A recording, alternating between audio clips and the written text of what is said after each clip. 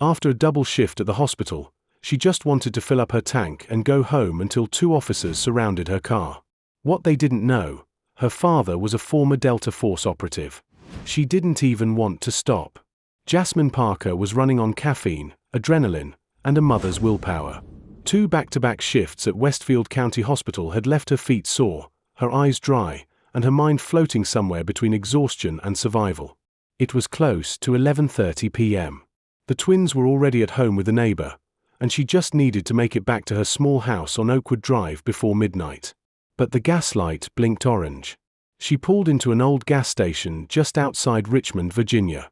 It was one of those half-lit lots with flickering overheads and a dusty snack aisle behind thick bulletproof glass. Her silver Honda Accord crept up to pump number 4. She left the engine running, not wanting to risk the car acting up again. Scrubs still wrinkled from the ICU, Jasmine reached for her card, glanced around, and exhaled. Then, headlights flared in her rearview mirror. A county sheriff's SUV swung in behind her fast. She squinted. Another pulled in across the lot, parking at an angle like they were blocking her in. 2 officers stepped out, young, maybe mid-30s, hands already on their belts. Jasmine's stomach turned, but she kept her hands visible and didn't move. The first officer said, approaching with a flashlight. "Can I see your license and registration?" She blinked. "Is there a problem, officer?" "We got a call about a suspicious vehicle matching this description. Need to make sure it's not stolen." Her voice stayed calm.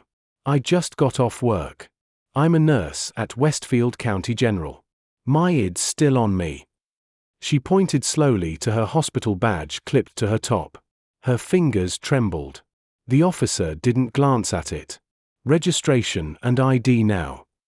If you're enjoying this story, kindly do us a favor and subscribe to our channel. It is free and won't cost anything, but it means the world to us. We're just a small channel trying to grow. Thank you, and back to the video. She reached for her wallet on the passenger seat, slow and deliberate, heart thumping like it might climb out of her chest. She'd done everything right, hands where they could see, clear voice, no sudden moves. Still, there was something in their tone, something practiced. "What's your business here?" The second officer chimed in, circling around to the passenger side. "Gas station closed in 10. I needed gas. My tank's empty. You live around here?" "Yes," he leaned in, eyes darting toward the back seat where a car seat sat covered with a small fleece blanket. "You got someone with you?" "No, just me." A pause. Then the first officer said, "Pop the trunk." Her eyebrows lifted. "Excuse me." "Pop the trunk." She stared at him. "On what grounds?" The officer stepped forward, his voice hardening. This is a routine request. If you don't comply, we may have to escalate." Jasmine swallowed. She could almost feel her heart pressing against her ribs. Not tonight. Not after everything she'd gone through. Not with her kids waiting. "I'm calling my father," she said quietly. We're giving you a lawful order." She raised one hand slowly. "I'm calling my father right now." There was something about the way she said it. Not loud, not defiant, just certain. She turned her back to them, keeping one hand raised, and dialed the number she knew by heart. He picked up after one ring. "Jasmine," he said, his voice steady. "Daddy, I need you to come to the Shell station off Highway 22 right now." A pause. Then only 3 words. "I'm on my way." She hung up. The officers exchanged glances. "What was that?" one asked. She didn't answer. They weren't going to like who was coming, but they had no idea just how badly they'd misjudged her. The night air had turned thick with silence. Jasmine stood still, phone in one hand, heart in the other. The officers didn't back off. If anything, they drew in closer like they were sizing her up now that she had the nerve to make a phone call. She wasn't yelling, she wasn't crying. That seemed to bother them more than anything else. "You don't want to make this more complicated than it needs to be," the one with the square jaw said. His nameplate read Harass.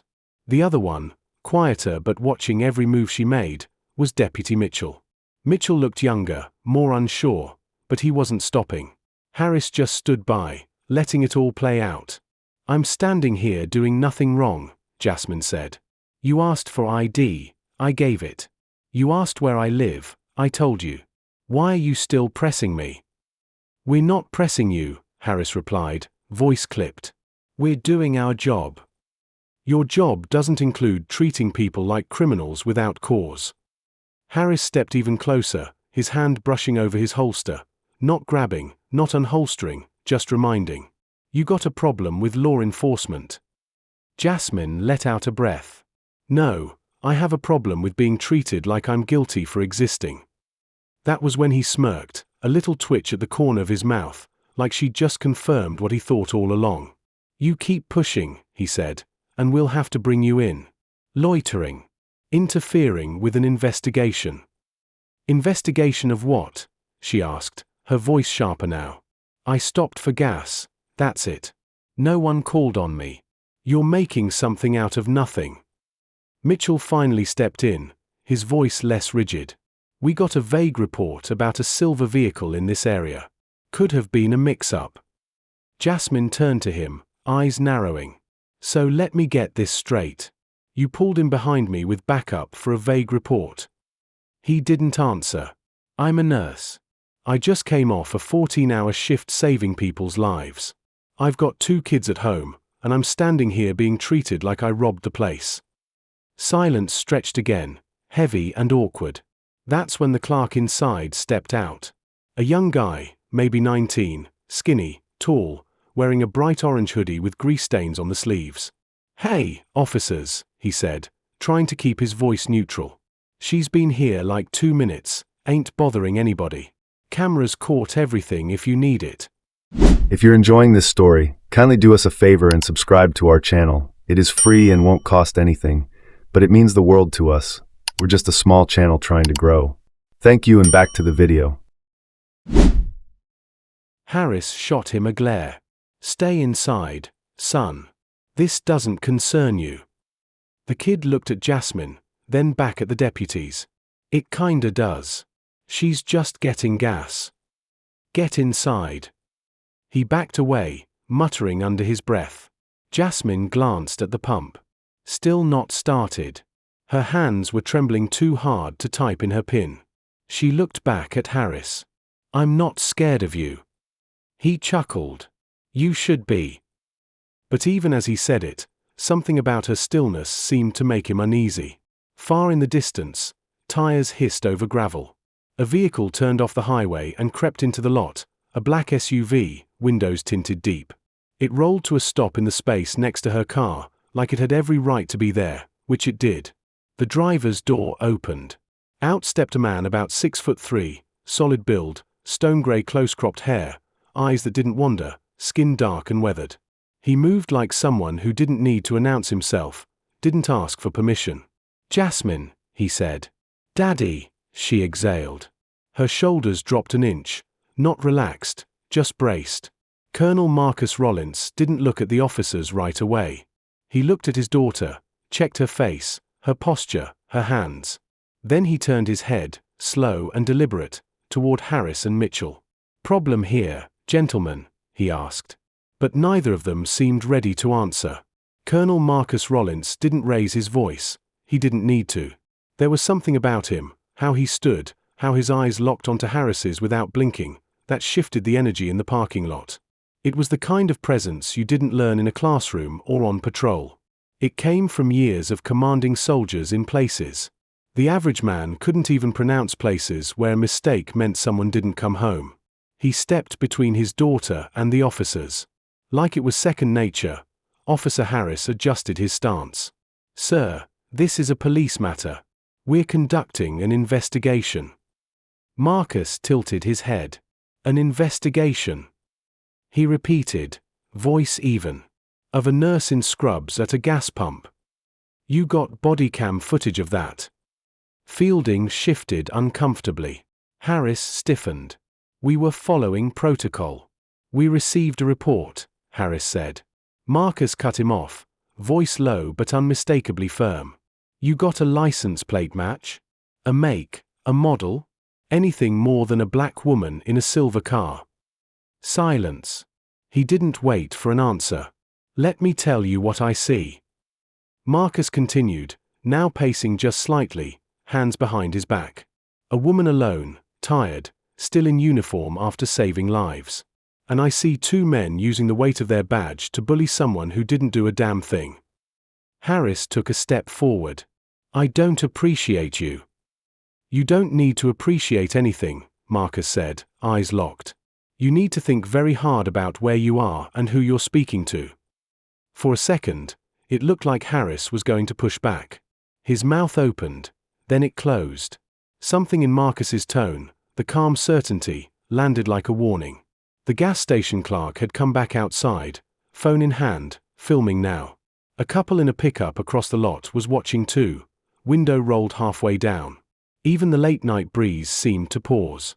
Jasmine finally moved. She reached for the gas nozzle and started pumping. No one stopped her this time. Marcus looked at Fielding. You the backup? Fielding gave a short nod. Yes, sir. You got any children? Yes, sir. 2 boys. You'd want someone doing this to their mother? Fielding didn't answer. I didn't think so, Marcus said. He turned to Harris again, holding his stare longer. You don't know who I am, do you? I don't care who you are, Harris snapped, trying to reclaim control. Wrong move, Marcus said, taking a step forward, slow and deliberate. Colonel Marcus Rollins, 32 years in the U.S. Army, the last 10 with the 1st Special Forces Operational Detachment Delta. People don't say no to me. They say sir. Harris's jaw tightened, but his hand dropped from his belt. And right now, sir, Marcus added, you're going to let my daughter finish getting gas, and then you're going to leave. If you're enjoying this story, kindly do us a favor and subscribe to our channel. It is free and won't cost anything, but it means the world to us. We're just a small channel trying to grow. Thank you, and back to the video. You're not going to follow her. You're not going to harass her. You're not going to write up some backdated charge to justify your ego. He paused. Because if you do, I make one phone call and your badge, your pension, and whatever power you think you've got disappears before breakfast. Fielding took a half step back. Harris stood still. Jasmine finished at the pump, replaced the nozzle, and closed the tank. She looked at her father. We good? He didn't take his eyes off the officers. We're good, she said, walking slowly to the driver's seat. She opened the door and got in. The engine was still running. Marcus didn't move until she was safely inside. Then, as if finally dismissing a nuisance, he turned away from Harris and walked to his SUV. But what happened next would follow those officers far beyond that parking lot. The SUV hadn't even left the lot before the gas station clerk stepped outside again, this time waving his phone. I got the whole thing, he said. From the moment she pulled up. Fielding blinked. What do you mean? Security cams, plus my phone. I saw what happened. He looked at Harris now, and the fear was gone from his face. You came at her for nothing. Harris tried to regain control. You interfering with law enforcement? Nope, the kid said. Just keeping folks honest. Inside the store, the old man who ran the counter most nights, Mr. Burton, folks called him, was already pulling up the security footage. Cameras covered the pumps, the sidewalk, even a decent angle toward the officer's SUV when he saw Jasmine standing still, being questioned without cause. The old man muttered under his breath. This ain't gonna look good. Marcus hadn't gone far. He'd parked across the street, watching from behind tinted glass. Not stalking, just staying close enough in case they tried anything. After he left, years in the military had taught him never to assume the job was done just because the tone had changed. People liked to wait until they thought no one was watching. Inside the store, Mr. Burton picked up his phone. Mayor Klein, he said. You're gonna want to see something. Back in the Camry, Jasmine hadn't spoken yet. Her hands were gripping the steering wheel, even though the car was in park. Marcus walked back across the road, this time more slowly, knocking gently on her window. She rolled it down. You all right? he asked. I'm fine, she said, voice flat. Just angry. He leaned his arm on the roof. You handled yourself better than most. They always look at me like I'm lying, she said, finally turning to face him. Like being black and tired in public is some kind of threat. He looked at her for a long moment, then said, You didn't fold. You didn't cry. You stayed standing. But I shouldn't have to. No, he agreed. You shouldn't. She looked at him. Were you always like that? Calm, I mean. He smiled just slightly. Not always. But I learned the loudest man in the room usually has the least power. Silence can be its own weapon. She nodded slowly. I need to be more like that. He shook his head. No, you need to be you, but you don't have to fight every war alone. Just then, another car pulled into the lot. Sleek black sedan, tinted windows, city tags. A man in a navy suit stepped out, clipboard in hand. He moved quickly toward Mr. Burton inside the store. Mayor Clive Klein had been re-elected twice, small town, limited scandals, but he'd seen what happened when officers made headlines for the wrong reasons. He reviewed the footage twice, then asked the clerk to email it to the city server. No words, just a firm nod. Outside, Fielding got back into his cruiser. Harris lingered, chewing his cheek, then followed. Marcus stepped back as Jasmine started to pull out. You heading home? He asked. Yeah. I'll follow you. If you're enjoying this story, kindly do us a favor and subscribe to our channel. It is free and won't cost anything, but it means the world to us. We're just a small channel trying to grow. Thank you and back to the video. She didn't argue. They drove off, one behind the other, slow, calm. But this wasn't over. Inside the mayor's office the next morning, 3 names were on his desk, 2 deputies and a gas station clerk. One with a complaint. One with a record of pushing boundaries. One with a phone full of receipts. But before the day ended, word had spread that things wouldn't be swept under the rug this time. By 9, Baldwin County was buzzing, and not in a good way. Phones rang, emails pinged. A clip from the gas station had already made its way onto local Facebook groups. Just 2 minutes long, shaky, filmed from the clerk's phone, but clear enough to see everything. A tired nurse in scrubs, 2 officers pressing her for no reason, then the black SUV, then the man who changed everything with nothing more than a voice and a stare. By noon, the county sheriff's office had released a short statement. The incident at the Shell station is under internal review. Both deputies involved have been placed on temporary administrative leave pending investigation. But the town was already talking. Down at Bishop's Diner, Miss Linda was wiping down the counter when she heard the news. Tamika Parker, that's Shirley's girl, ain't it? Always been polite. That one at Westfield County General. Tamika clocked in as usual. Some of her co-workers gave her longer looks than usual.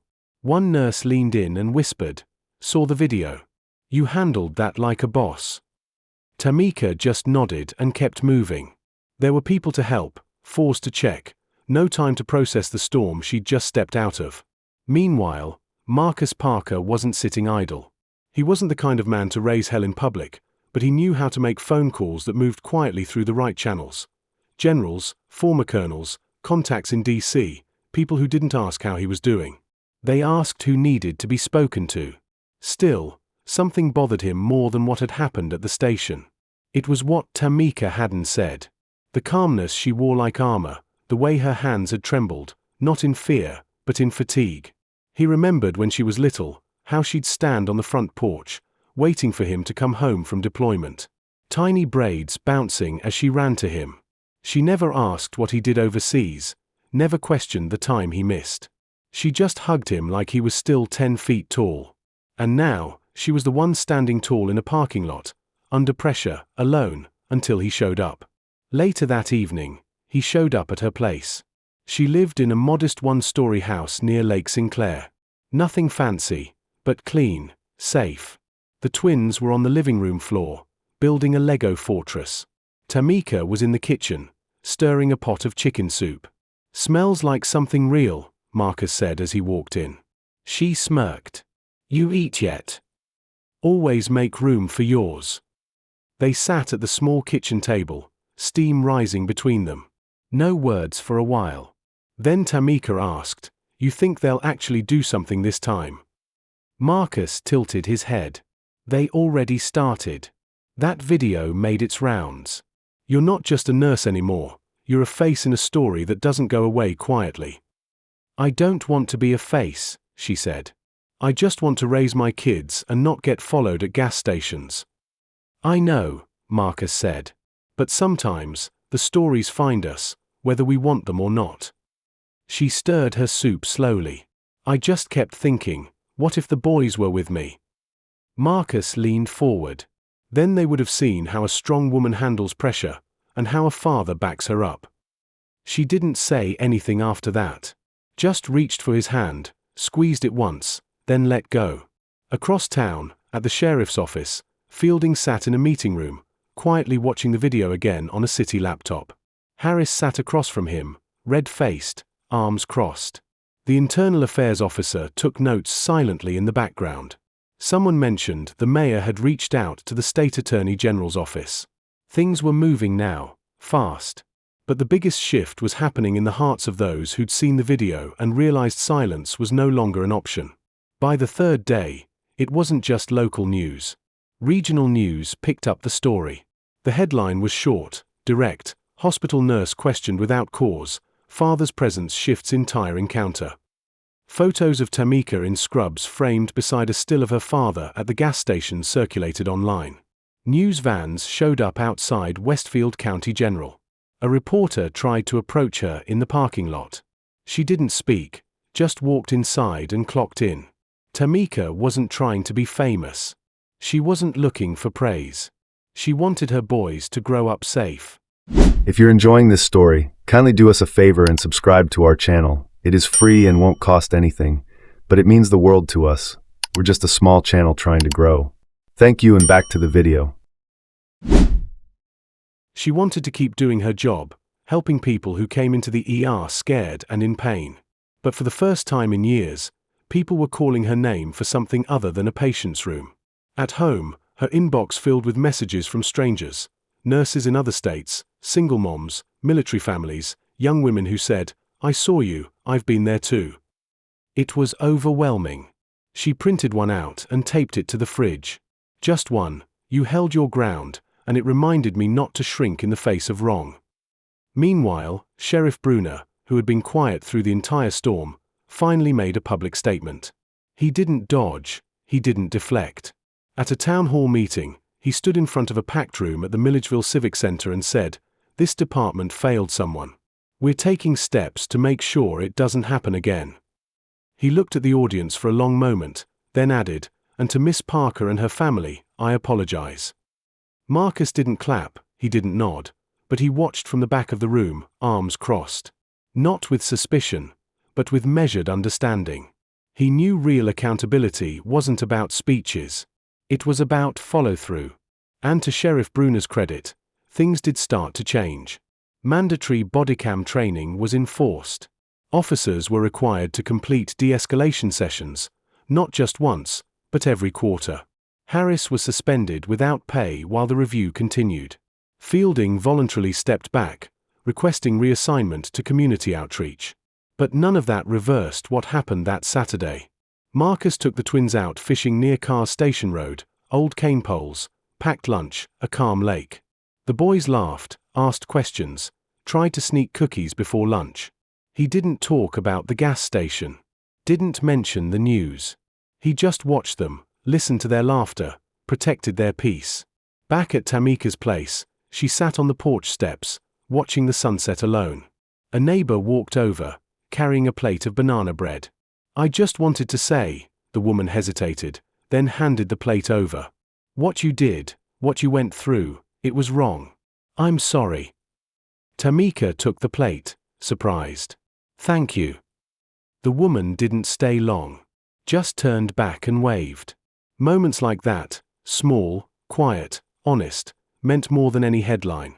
Later that evening, Marcus sat across from Tamika again, a soft jazz station playing low in the background. "You know," he said, "what happened might fade in the news, but those boys will remember." Tamika looked at him, tired but steady. Yeah, that's what scares me. Don't let it, he said.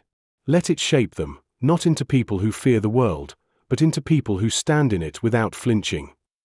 She didn't speak right away, just leaned her head back and let the silence wrap around them. Because this wasn't about going viral. It wasn't about vengeance or punishment. It was about telling the truth without shouting, about holding your ground when no one's backing you up, until someone finally does.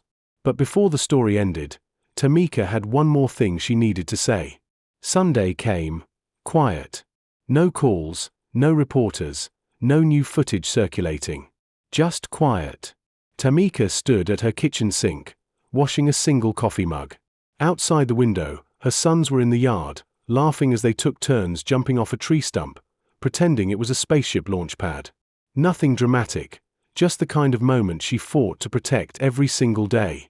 Marcus was sitting on the porch, polishing an old pair of boots that looked like they'd seen deserts, jungles, maybe more. He wasn't saying much. He never did when things were finally still. Tamika dried her hands and walked outside. You ever think about why I never joined the military? She asked, leaning against the porch rail beside him. He looked up, curious. Thought you just didn't want to. I didn't, she said, but not because I was scared of it. I saw the kind of man it made you, strong, respected, always watching every angle in a room. He waited. But I wanted to be the kind of strong that heals, she continued. That looks someone in the eye and tells them it's going to hurt, but they'll survive it. That's why I picked nursing. Marcus nodded slowly. You chose a different battlefield. I didn't expect the fight to follow me to a gas station. If you're enjoying this story, kindly do us a favor and subscribe to our channel. It is free and won't cost anything, but it means the world to us. We're just a small channel trying to grow. Thank you, and back to the video. He didn't say anything. She sighed. I hate that the boys are going to see this world for what it is. They will, he said. But they'll also see how their mama stood tall. How she never cracked, never apologized for existing. Tamika looked out at her boys again. I just want them to grow up knowing it's okay to ask for help, that it's not weakness, that strength doesn't mean silence. Marcus nodded again. That's a lesson even grown men forget. The porch creaked slightly as she shifted her weight. You know what really stuck with me, though? What's that? When I called you, you didn't ask what happened. You just said you were coming. He looked over at her, eyes steady. That's all you needed to hear. Tamika smiled. Yeah. It was later that evening. She sat at her kitchen table, after putting the boys to bed, a notepad in front of her, pen in hand. She wasn't much of a writer, but tonight, she had something to say. She wrote, to the women who are tired but still standing, to the men who've carried too much without complaint, to the parents who teach strength without anger, to the daughters who hold their breath every time they see flashing lights in the rearview mirror, I see you. It doesn't always take shouting to be heard. Sometimes just being still and steady is loud enough. And if no one's come for you yet, call them. The right people show up, even if they come quietly. She folded the note and stuck it to the fridge under the same magnet that held the message from the stranger. Two sides of the same voice. When Monday came, the news cycle had already moved on. But in Baldwin County, the story stuck. Not as a scandal, but as a shift. The clerk kept his job. The sheriff kept his word. And the Parker name meant something more now. Tamika never asked for attention. She just wanted fairness. She didn't demand the world change in a day. She demanded it start with one night, one woman, one truth. And it did. Because real change doesn't always announce itself. Sometimes, it arrives in a dusty parking lot, riding in a black SUV, with a voice that says, I'm here. So if this story moved you, even a little, share it. Speak it. Remember it. Because someone else might be standing at pump number 4 right now, wondering if they're alone. And your voice might be the one that makes the difference. Subscribe for more stories that matter, stories that remind us we're not invisible.